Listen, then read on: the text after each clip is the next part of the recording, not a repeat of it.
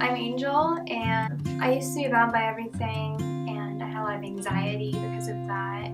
All of my anxiety and everything would manifest physically, and everything would just bring it back up for me. So after healing, I was just given a lot of freedom, and I was able to just be myself and things. I didn't have to worry about what I looked like, how I acted, or anything like that. I could just be completely free from any kind of worries. I was bound especially by performance. Because of my need to be someone and to be good enough, just internally, I felt like I had to hide what I was trying to not be from other people by putting forth even more effort outwardly in front of others. I think that what kind of brought me to that point of wanting to hide was just throughout my entire childhood, I kind of partnered with the idea that no one really cared about what was going on with me, that no one cared what I had to say. And that I shouldn't expect that. I shouldn't expect people to want to see me or to want to hear me. And that it was just easier to let people just see me however they want to see me and just let myself be what they wanted instead of actually being myself. When I was shown who I was in the kingdom and in Christ, I realized that it wasn't about becoming someone, it was about just being who I already was. And that just brought me a lot of freedom and the ability to be open, because I didn't have to hide behind something. I could just be exactly who I was, and that was really it.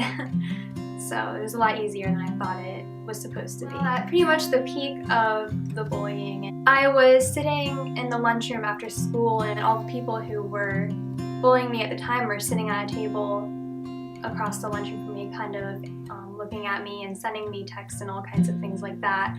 And it was at that point when I just really didn't want to even exist anymore. And I felt really, really alone because I didn't even like myself. And during the freedom session, I was brought back to that memory. And I saw Jesus sitting across from me at the table.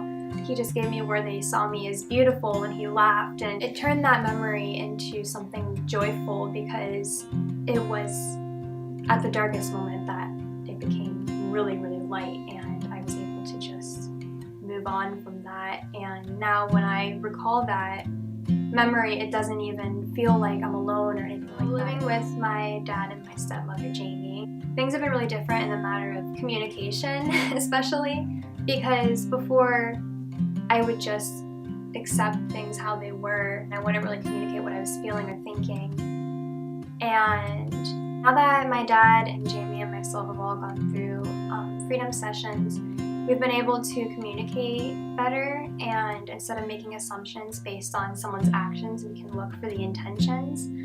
And, we'll sit down, we'll talk about a situation if we feel like something is wrong, and just being able to be seen and heard in my home has brought me a lot of freedom, and it makes me feel safe. Like, I don't feel like I have to perform in front of them too. I can just be exactly how I am. So I'd say overall our home went from being a place of offense to just a place of peace and rest, and it's your safe place. It's a place that you can go to just press in closer to God and be a united family.